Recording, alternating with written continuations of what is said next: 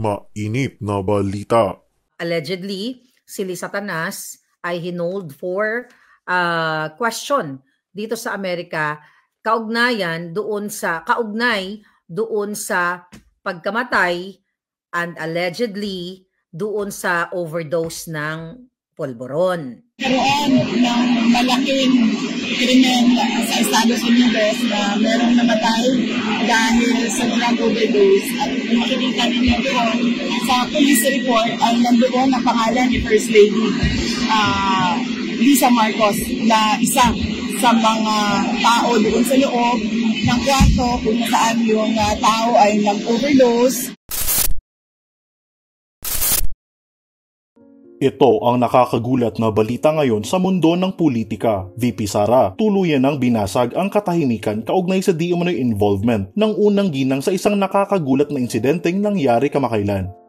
Matatanda ang kasabay ng naganap na pagkakaaresto kay former President Rodrigo Duterte ay ang balitang hindi pinalabas ng mainstream media ngunit nagtrending nga sa halos lahat ng mga social media platforms. Ang isyong ito nga na nauna na ding ibinunyag ng kontrobersyal na political vlogger na si Maharlika ay ang patungkol sa report na pagpanaw ng isang prominenteng businessman na may-ari ng sikat na retail store na Rustans na nangyari nga sa Waldorf Astoria Hotel sa Beverly Hills, California, USA. At di umano ay katakatakang nandoon din pala ang unang ginang nang mangyari ang insidente. Ayon sa mga balibalita ay matatanda ang naging isa sa mga persons of interest ang unang ginang na sanhi ng kanyang pagkakahold sa kustodiya ng Amerika para sa investigasyon ngunit aalalang tahasan nga itong pinasinungalingan ng palasyo at ipinalabas na di umano ay peking balita na pinaniwalaan naman ng ilang mga media outlets dito sa bansa. Ngayon nga ay nagulantang ang lahat sa tuluyang pagsasalita ni VP Sara kaugnay sa isyong ito na tila ba kinumpirma niya na talagang totoo ang nasabing insidente at katulad ng mga naunang balita ay nandoon at dawit nga ang First Lady sa naturang pangyayari base di umano sa police report. Dagdag din niya na ang nasabing pag-aresto kay FPRRD at pagdala sa ICC ay tila ba hindi nagkataon bagkus sinadyang masabay para maiwasan talagang mapag-usapan ang isa sa mga malalaking issue na kinasasangkutan ng administrasyon ngayon.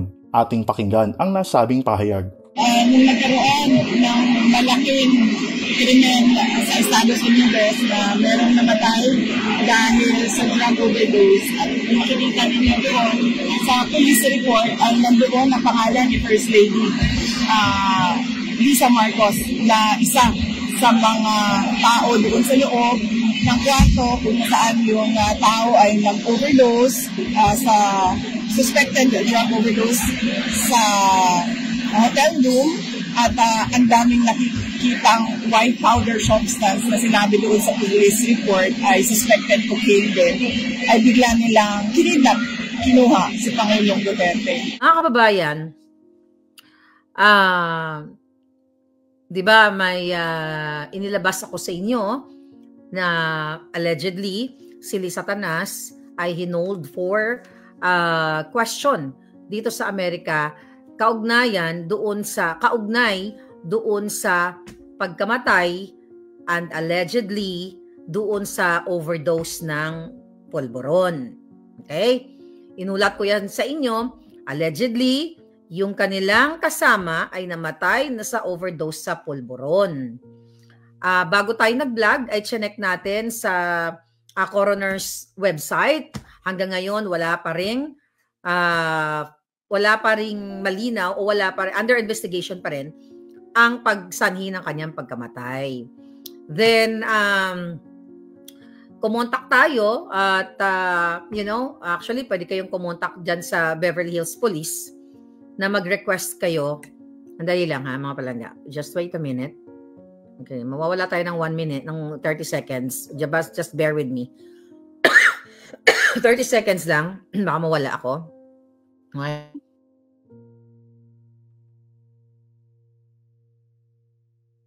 Okay.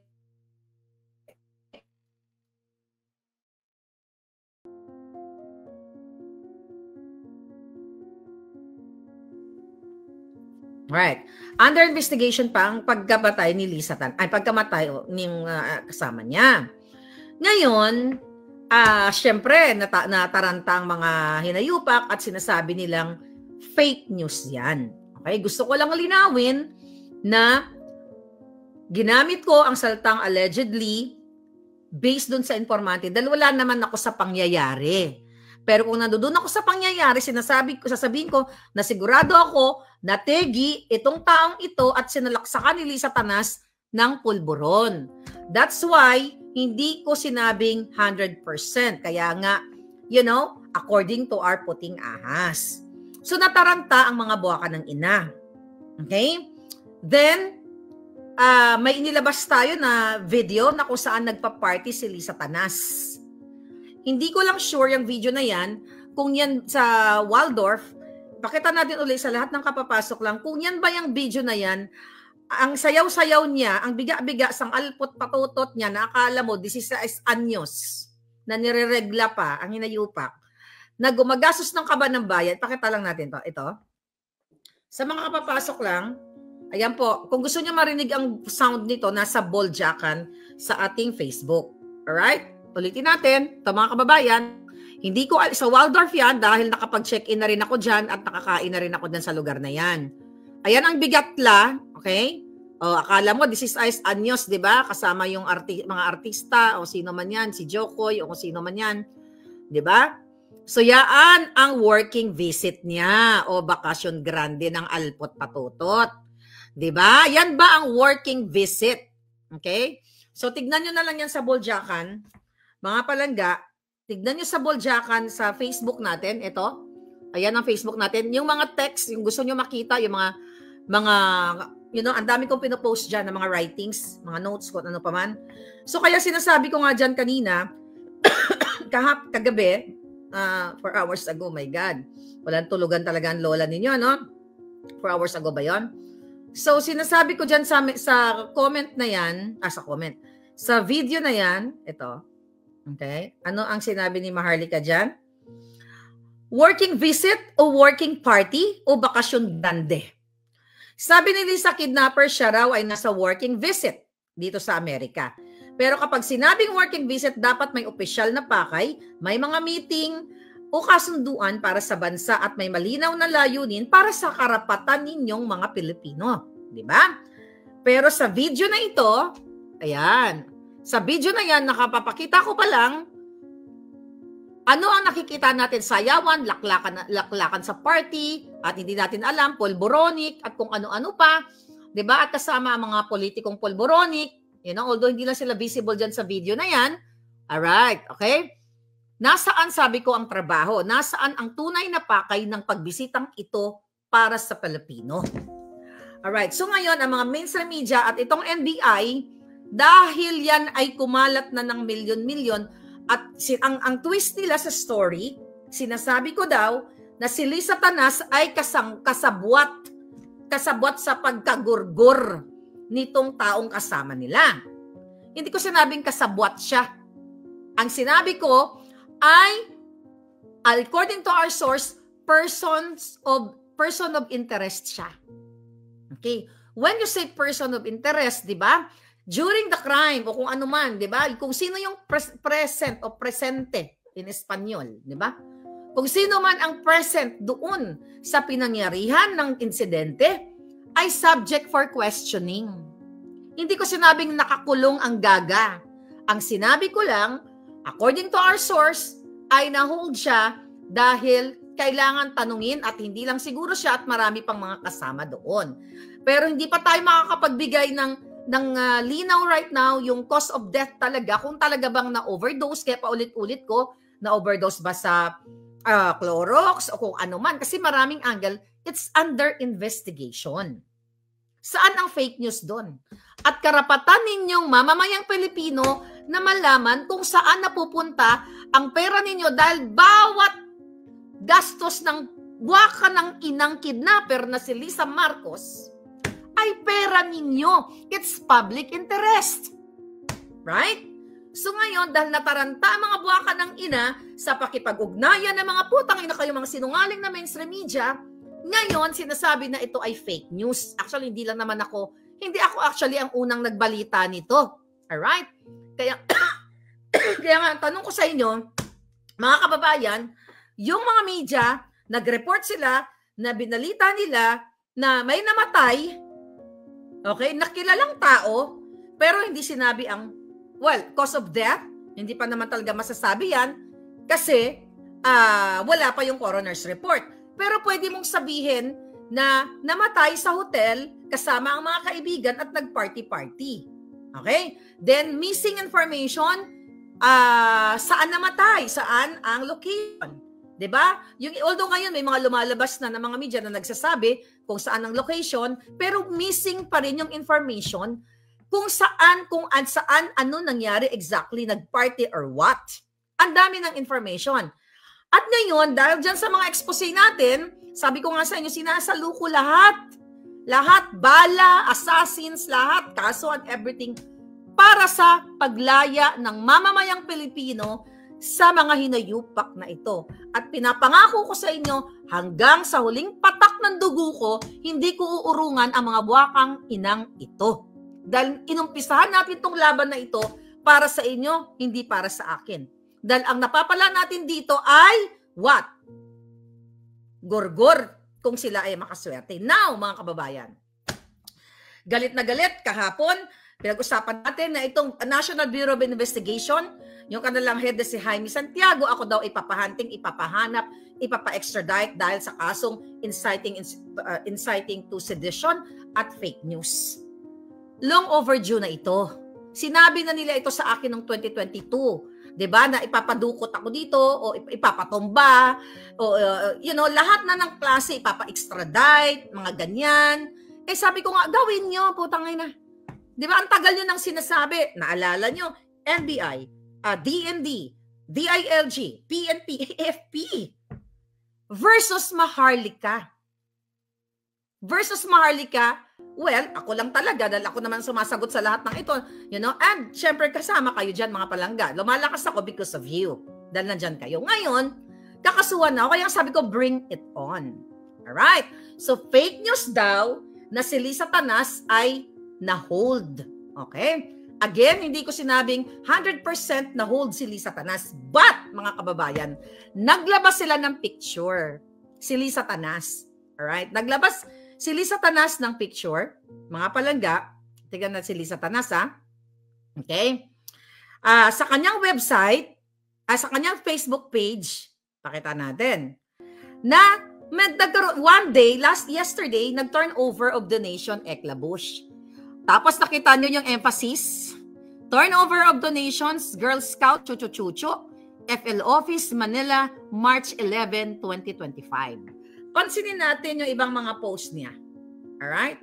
Pansinin natin ang kanyang mga post in the past. Okay, tignan natin to Ang dami niyang mga post in the past na wala namang mga yung mga ganyan klaseng mga ganyan klaseng parang mga binibigyan ng emphasis nga na nasa Pilipinas siya. But anyway, nag-post ngayon ang Girl Scout of the Philippines. Shinare nila yung picture ni Lisa Tanas na yan. Gusto ko gamitin ninyo ang inyong mga forensic, ang inyong mga forensic skills kung paano natin ito hihimayin. Okay? Ang mga pangluloko sa atin ng mga bangag na ito. Alright? Alright, tignan natin. Girl Scout of the Philippines. Stay tuned dahil may pasabog tayo sa gitna ng ating vlog. Alright? Keep sharing. One day. Okay, basahin ko dyan. Ayan yung picture. Alright, ang sabi dito, we are deeply grateful to the generous donation received from 2 successful art exhibits, Goldenberg Mansion and Goldenberg Mansion Art Series Exhibit, Series 3 Exhibit, Tapiceria with Girl Scout of the Philippines as the sole beneficiary. The donation was officially turned over to us through our Chief Girl Scout, Lisa Tanas, reinforcing the impact of art, walang date. Hindi ba ang Girl Scout, ang isang website ng gobyerno o may pinupondohan ng gobyerno, meron kang sariling posting kung kailan, paano, ano ang mga kaganapan, when, where, what, how. Pero bakit sharing lang? Makikita natin dito, tayo ay nag-iimbestiga dito bilang isang mamamayang Pilipino na concern sa pera ng bayan na nilulustay ng mga buwaka ng inang ito. Alright, so tignan natin ang mga comments. Okay?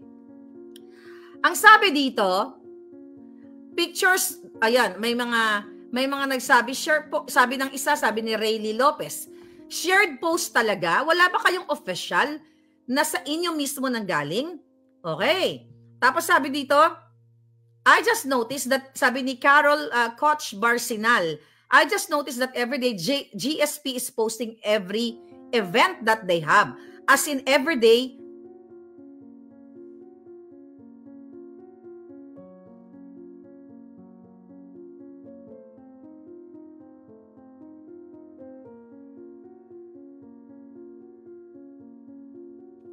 nawawala tayo, but bear with me. Ewan ko, may baka sabo tayo. Sabi niya, then, they are just sharing a post of Lisa. Now, why they didn't do it the same day, like the usual thing that they do? Comment ito. Ang sabi pa dito, hindi ito March 11. Ha, ha, ha. Parang naipost na ito noong nakaraan. Ang sabi nila, okay, ako nga, tignan mo nga yung buhok. Oo nga, no?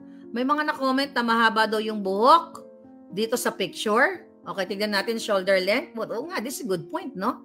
Tignan natin yung pinost sa akin dito. Good point to. Tignan natin yung pinost sa akin mismo ng senior sa akin mismo ng taga Los Angeles kung nasaan, kung gaano ba ka-ikli, taga mga forensic talaga to, mga to. Kung gaano ka-iksi ang buhok ni Lisa Tanasnao. Okay, tignan natin. Alright? Aha. Okay, tignan natin. Alright, parang shoulder length lang. Parang pareho lang. Okay, tignan natin. Parang shoulder length lang. Alright, pareho. So, okay, wag tayo pumukos dun sa buhok. Pumunta tayo dito sa comment section. Okay?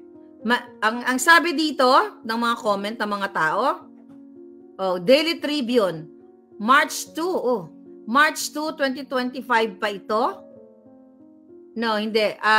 Magkaiba ng suot, but we'll see. Alam mo naman, hindi mo pa pagkakadiwalaan itong PCO na to. Sabi ng isa, dapat mga detailed. Ang gagaling ng mga nagko-comment. Mike Santos, sabi ni Mike, dapat may mga detailed 5Ws and 1H at ang incomplete naman ng mga post ninyo. Hindi ka panipaniwala. Ha, ha, ha. Why shared post na lang, di ba? Wag always upload your own photo. Way back, you always upload your own photos. So lahat ng ito, nagdududa yung mga netizens. Okay? Ngayon, ito ang hamon ko. Kung ito ay nasa Pilipinas si Lisa Tanas, mag-live siya ng video. Kung gusto niya i-debunk itong mga alleged reports nito, okay? Mag-live siya na nandiyan siya sa Pilipinas. Kasi mga kababayan, eto na tayo. Ngayon lang, kaya actually hindi dapat tayo magla-live kasi nakakuha tayo ng impormasyon. Okay? Napag-alaman natin, according to our source, na ito hindi na to bago sa akin. Ang nag-orchestrate ng pag-kidnap kay Pangulong Duterte, ayon sa informante, ay si Lisa Tanas talaga. Alright? At ang reason ay what? Ang reason, dahil talagang gusto nilang burahin yung mga Duterte. Ngayon, by the way, bago pala ako pumunta dito sa seryosong pag-uusap natin, posible, may possibility talagang, according to my source, na question siya ng mga authorities. Possible, pero yung pangalawang informante natin, eto na nga. Ang sabi niya, Miss Maharlika, galing mismo to sa kamag-anak mo. Diyan, kamag-anak nila ng mga Marcos Romualdez na ang nag-orchestrate ng lahat ng ito para ipakidnap ang Pangulong Duterte ay si Lisa Tanas at si Bangag ay sunod-sunuran lang. Ang kadahilanan ng kaputahan ni Lisa na nagpunta dito sa Amerika, according to our source, ato ay mga palabas lamang na siya ay merong working visit dito. Pero yung pala in preparation, according to our source, na siya ay natatakot na kapag ginawa nila, kasi destined siya, talagang focus siya na gawin ang pagpakidnap kay Pangulong Duterte. Okay? Kung sakaling magkaroon ng revolusyon sa Pilipinas, ay safe na siya dito sa Amerika. Ito mainit-init na impormasyon, ha? Alright. Ngayon, mayroon pa daw si Romualdez, si Tamba, at etong particularly si Tamba, mga palangga, medyo nagdadalawang isip pa daw na ipadukot o ipakidnap si Pangulong Duterte sa ICC. Pero sabi ni Lisa, hindi. Talagang kailangan kidnapin, ipadukot ang Pangulong Duterte at ipagkanulo sa ICC. Ngayon, the reason why pumunta siya ng Amerika, according to our source, para hindi siya ma-associate o kunyari wala siyang alam sa mga ginawa o mga gagawin nila. At si Bangag, di ba, right after, tsaka siya nagsalita. Dahil si Bangag ay sunod-sunuran lamang. Walang balls yan. Si Lisa Tanas ang nag-orchestrate lahat ng pandurukot o pang-extract, pang-kidnap kay Pangulong Duterte. Hindi na ito bago. Dahil si Lisa Tanas, ang tagal ko na siyang inaakusahan na kidnapper siya, nung inutos niya, nung in-orchestrate niya ang pag-kidnap sa 2 minor de edad mula sa Turkey na anak ng kanyang business partner, illegal business partner, according to the mother of the minor kids, na kapartner ni Lisa Tanas, si Francis Lloyd T. Chua, na tatay ng mga bata. Diba? Medyo, balikan nyo na lang ito kasi mahaba itong mga vlog ko dati. Kung yung mga kapapasok lang, hindi nyo masyado ma-absorb to. Pero, balikan nyo na lang yung iba. Ngayon, 2023 pa lang, inaakusahan ko na si Lisa Tanas na siya ay kidnapper. So, napag-alaman natin ngayon na gumawa siya ng event dito sa Manila International Eclabush Film Festival na umattend yung mga artista, mga politiko, andun si Jingay, andun si Kilay, at kung sino-sino pang mga tao, para umiwas siya na kung sakali na kayo ay mag-peaceful revolusyon para panindigan ang inyong bayan dahil binababoy, ginagago kayo ng buwaka ng inang kidnapper na si Lisa, secure daw siya dito sa Amerika. Yan ngayon ang panawagan ko sa lahat ng mga nasa Amerika o kahit saan sa buong mundo, lalo na napag-alaman natin na siya ay naka-check-in dyan sa Waldorf Hotel, pumupunta sa Beverly Hills Hilton. Maraming mga Pilipino dyan. Kasi lahat ng hotel na yan, nakainan ko na at na-check-inan ko na. Pero ang favor na hingiin ko sa inyo mga palangga, ready your camera. Okay? Picturean, videohan, at pasimplihan ninyo at isend nyo dito, ayan, at isend nyo dyan, yan ang crawler na yan, sa ating email, maharlikanetwork@protonmail. So ngayon, gusto ko liwanagin na inorkestra ni Lisa Tanas na ipadukot ang Pangulo. Ako po, hindi na nasa-shock, ulitin ko muli. Tapos mga kababayan, ay talaga namang umiwas siya at gumawa siya ng mga eksena dito, na mga party-party, kasi hindi naman working visit. Pinakita ko na sa inyo yung video na nagpa-party sila. Hindi ganyan ang working visit. At dapat na yung gurangtot na siya, wala namang problema kung may mga kaibigan ako na may edad na rin o senior at 65, 70, ay napakaganda pa. 'Di ba? Katulad na lang ni Tita Fanny, shout out sa iyo, lagi nanonood sa akin. Tita Fanny, ayan, 87 years old, pero very organic at maayos, walang formalin yung mukha. Ganun pa man, mga kababayan, okay? Alright, tingnan natin itong mensahe sa atin. So yun nga, takot na takot siya, okay, na ayaw niya daw, sabi niya, ayaw niyang nasa Pilipinas siya kasi takot siya na magkaroon nga ng revolusyon. Pero daw si Tamba at si Bangag, medyo may alinlangan pa kasi hindi nila matansya kung ano yung magiging impact ng tao. At nakikita nyo ngayon yung mga tao lumalabas na. So nandito na siya, bit-bit ang pera ninyo. Okay? Ayon sa ating source. Kaya ang challenge ko sa mga buwaka ng inang to, para mapasinungalingan nyo ang sinasabi ng aking mga informante, not me, kasi napoforwardan lang tayo ng informasyon.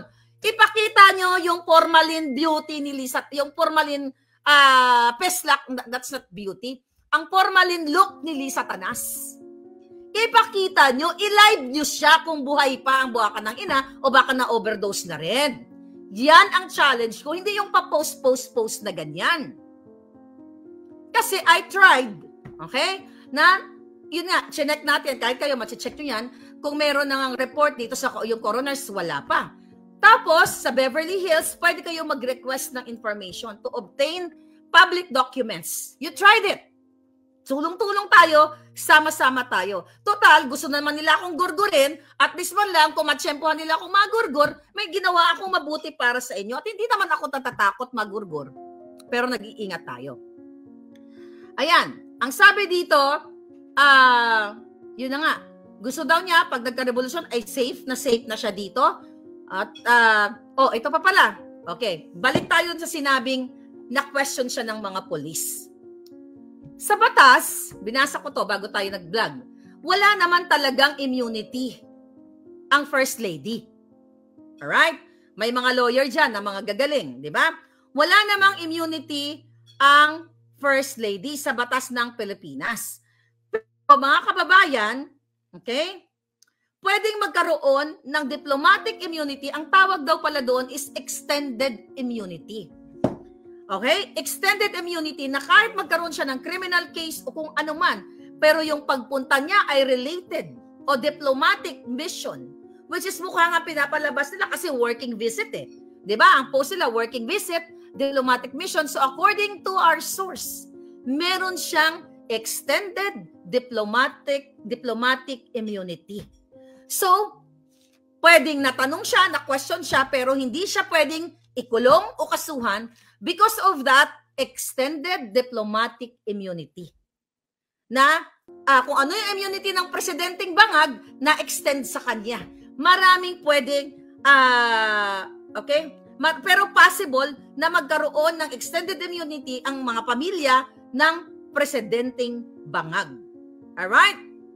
So, ang sabi dito, mga kababayan, so, let's say for example, ang pagpunta ni Lisa Tanas dito sa Amerika ay official functions, which is yun ang pinapalabas nila, pwede siyang talagang bigyan ng extended diplomatic immunity, referring to the international laws. So, I'm not gonna discuss that because I don't know about international law dahil di naman tayo lawyer. So, yun lang ang nasabi sa atin ng ating informante, mga palangga. So kaya nga ang challenge ko sa mga buwaka ng ina. Pero kasi yung iba naman na nag-read, may mga nababasa din naman kasi ako na nakulong si Lisa Tanas. I did not say that. Okay? Hindi ko sinabing, excuse me, hindi ko sinabing nakulong siya, na-hold.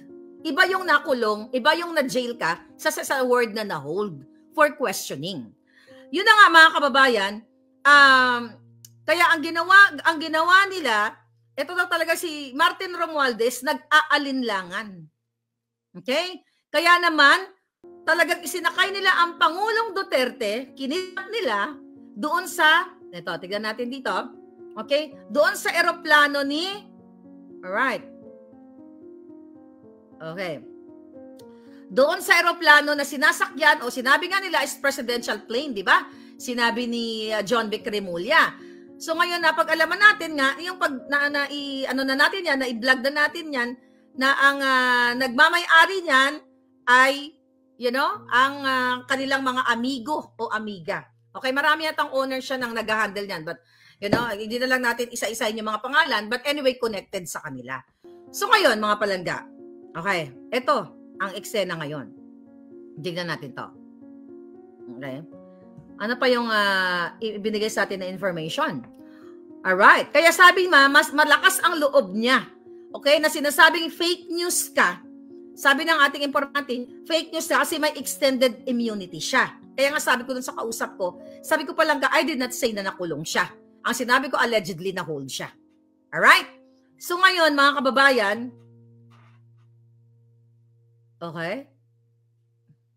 Sabi daw ni Tambaloslos, kay bangag wag na nating ituloy ito. Kasi hindi natin alam kung ano magiging reaksyon ng taong bayan. Baka dito tayo matatapos o mapapahamak.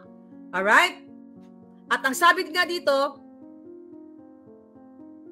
okay, dito na raw si Lisa Tanas magre-retire sakaling magkaroon ng change of government o maipatumba ang gobyernong bangag.